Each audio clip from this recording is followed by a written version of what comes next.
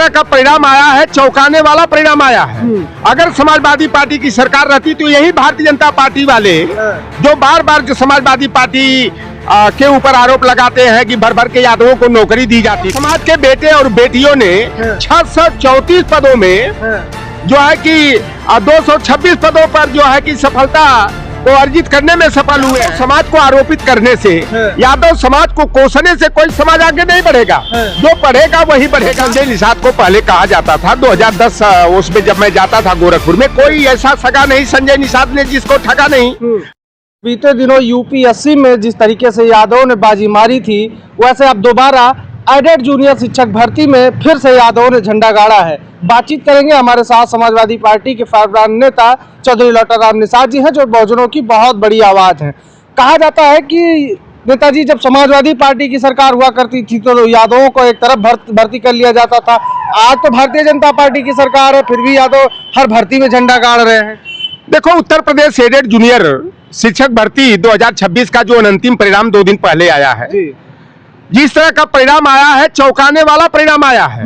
अगर समाजवादी पार्टी की सरकार रहती तो यही भारतीय जनता पार्टी वाले जो बार बार जो समाजवादी पार्टी के ऊपर आरोप लगाते हैं कि भर भर के यादवों को नौकरी दी जाती थी, आप देखेंगे कि 634 पदों का जो परिणाम आया है उसमें उत्तर प्रदेश आरक्षण नियमावली के तहत 171 पद ओबीसी के लिए आरक्षित था, लेकिन सिर्फ और सिर्फ यादव समाज के बेटे और बेटियों ने 634 पदों में जो है कि 226 पदों पर जो है कि सफलता को अर्जित करने में सफल हुए हैं। और बड़े काबिले तारीफ यह बात है कि 70 जहां ओबीसी के आरक्षण कोटा के आधार पर हुए हैं, वहीं 156 की संख्या में यादव के बेटे और बेटियां जो हैं अनारक्षित कोटा जो 40% होता है उसमें सफल हुए हैं, जिसका मेरिट के आधार पर उनको ओवरलैपिंग का लाभ मिला है। और इसीलिए हम लोग मांग करते हैं कि चयन की प्रक्रिया जो होनी चाहिए उसमें मेरिट के आधार पर चयन होना चाहिए। लेकिन भारतीय जनता पार्टी ने तमाम भर्तियों में जो है कोटा में कोटा निर्धारित करके और कोटा तक ओबीसी SC ST को सीमित करके हमारे प्रतिभाशाली बच्चों का भविष्य अंधकार में डालने का काम किया। 69,000 शिक्षक भर्ती में जिस तरह से उत्तर प्रदेश आरक्षण नियमावली के तहत ओबीसी को 27%, SC को 21%, ST को 2% कोटा मिलना चाहिए। ST को तो कोटा से कुछ सीटें अधिक दी गई, लेकिन दुर्भाग्य की बात रही कि मंडल कमीशन की विरोधी, ओबीसी आरक्षण की विरोधी जो मनुवादी भारतीय जनता पार्टी है, वो RSS के इशारे पर जो है ओबीसी के बच्चों को कोटे तक सीमित रख करके 18 से 19,000 की संख्या में ओबीसी SC की नौकरियां छीनने का काम किया। ओबीसी को 27% कोटा मिलना चाहिए, वहां कोटा मिला सिर्फ और सिर्फ जो है 3.84%, यानी खुलेआम जो है 23.16% नौकरियों को छीन लिया गया ओबीसी की। SC को जहां 21% मिलना चाहिए, मिला उनको 15.61%, यानी 5.39%। SC की भी नौकरी छीनने का काम किया गया। आज जो यादव समाज के बच्चे जो 634 में जो है 226 नौकरियां प्राप्त करके अपनी काबिलियत को दिखाने का काम किया। इसीलिए मैं कहता हूं कि यादव समाज को आरोपित करने से, यादव समाज को कोसने से कोई समाज आगे नहीं बढ़ेगा। जो पढ़ेगा वही बढ़ेगा।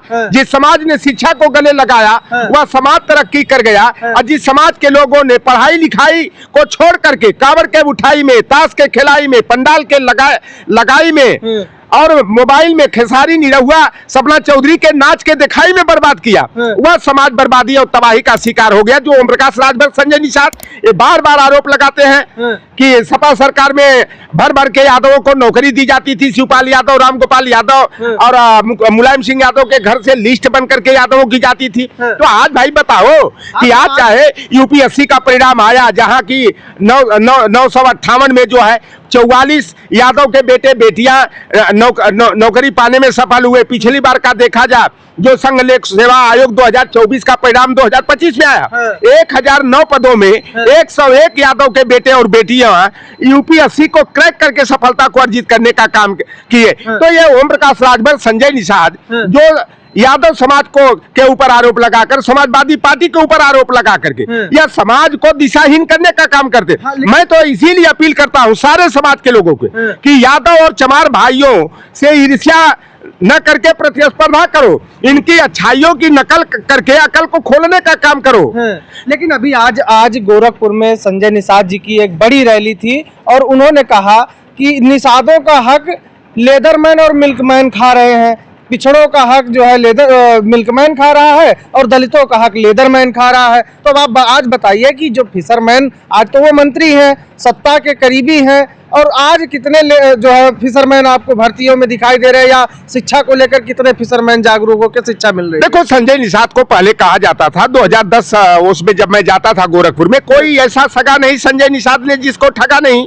अगर लेदरमैन और मिल्कमैन अगर जो है कि निषादों के का हक हिस्सा छीन रहे हैं तो आज संजय निषाद कहाँ है? आखिरी सवाल ये होगा कि आपने देखा होगा लगातार जो भर्तियां उत्तर प्रदेश में हो रही हैं 2017 के बाद से लगातार, यादव ने तो अपनी मेहनत का परचम लहराया और ये परिचय दिया कि वो मेहनती कौम है और मेहनत करके अन्य विपरीत परिस्थितियों में भी वो अपना जो वर्चस्व है भर्तियों में बनाए रखा। लेकिन मुझे ये नहीं दिखाई दे रहा आज राजभर समाज के लोग, आज संजय निषाद जैसे, ओम प्रकाश राजभर जैसे लोग सत्ता के करीबी हैं, लेकिन कितने निषाद और राजभर इन भर्तियों में अपनी जगह बना पा रहे और नहीं बना पा रहे, तो इसका कारण क्या है? देखिए, निषाद राजभर समाज के भी बच्चे जो पढ़ लिख रहे हैं, मेहनत कर रहे हैं, यादव से ईर्ष्या नहीं प्रतिस्पर्धा कर रहे हैं, शिक्षा को महत्व दे रहे हैं, वो आगे बढ़ रहे हैं। पिछली बार का जो 2024 का यूपीएससी का परिणाम आया था, 17 देश, ये राष्ट्रीय स्तर की परीक्षा होती है, 17 निषाद मछुआरा समाज के बच्चे सफल हुए थे। इस बार केवल 3 लड़के कश्यप निषाद बिंद समाज के सफल हुए। इससे पहले जो है संघ लोक सेवा आयोग के द्वारा क्लास 1 क्लास 2 की भर्ती हुई थी, उसमें भी जो है प्रयागराज का एक लड़की हमारे मित्र सुनील निषाद की बेटी है, एक लड़का जो है कि प्रतापगढ़ का।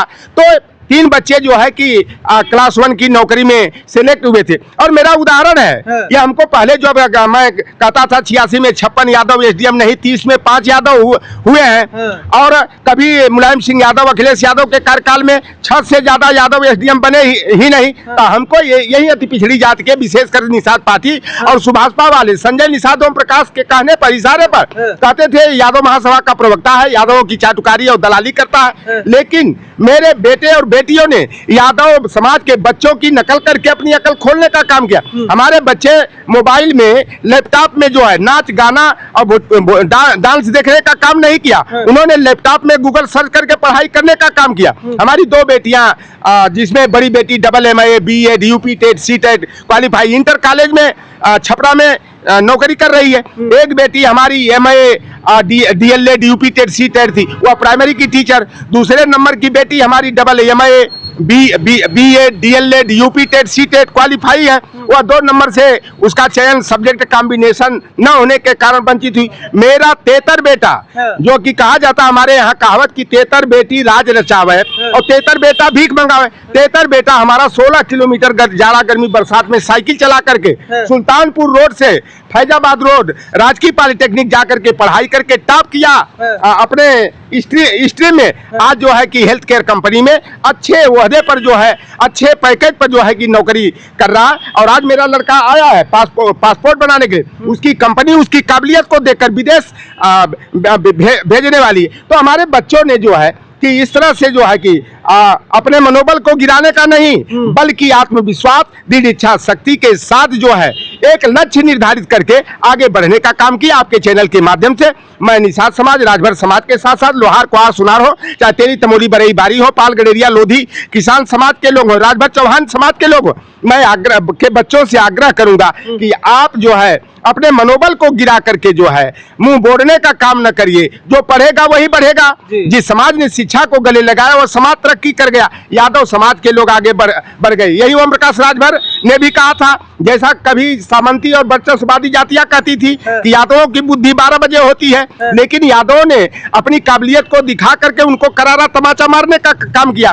तो education is must for the development, शिक्षा ही विकास का मूल आधार है। इसलिए किसी को कोसने की बजाय अच्छाइयों की नकल करके आगे बढ़ने की जरूरत है। शिक्षा के क्षेत्र में का प्रतिस्पर्धा करने की जरूरत है। जो पढ़ेगा निश्चित रूप से अगर उसके अंदर मेहनत रहेगी, प्रतिस्पर्धा रहेगी तो सफलता उसके कदम चूमेगी। ठीक है, तो ये हमारी बातचीत हो रही थी। हमारे साथ चौधरी लौटार राम निषाद जी थे, जिनसे इस मुद्दे पर भी चर्चा हुई कि आज जिस तरीके से यादव समाज ने अपनी मेहनत और लगन से तमाम विपरीत परिस्थितियों के बावजूद आज तमाम जो भर्तियां आ रही हैं उसमें अपना लोहा मनवा रहा है, झंडे गाड़ रहा है। वहीं अगर बात करें तमाम अन्य पिछड़े समाज जिसको कहा जाता है कि उनका हक अधिकार यादव खा गया, वो भी कहीं ना कहीं उसमें आगे है। लेकिन जिस तरीके के आरोप लगाकर खासकर समाजवादी पार्टी को बदनाम करने का एक चाल चला जाता था, षड्यंत्र किया जाता था, कहीं ना कहीं वो नाकाम होता नजर आ रहा है। जिस तरीके से यादव ने अपना लोहा मनवाया है, ये लोग चर्चा करने लगे हैं कि अगर विपरीत परिस्थितियों में यादव अगर संघर्ष करके अपना स्थान बना रहा है तो ऐसे में अगर सत्ता के साथ होता है तो लोगों का मनोबल ऊंचा होता है, तो उसमें अगर ज्यादा होता तो ऐसी कोई भावना नहीं होनी चाहिए। और नेताजी ने साफ तौर पे यह बताया कि जो शिक्षा में प्रतिस्पर्धा करेगा, अच्छे चीजों को लेकर प्रतिस्पर्धा करेगा, वो 100% आगे जाएगा। उन्होंने उदाहरण भी दिया। इस पूरी चर्चा को लेकर आप क्या राय रखते हैं और कमेंट बॉक्स में लिख कर बताइएगा। मिलते हैं वीडियो में। नमस्कार।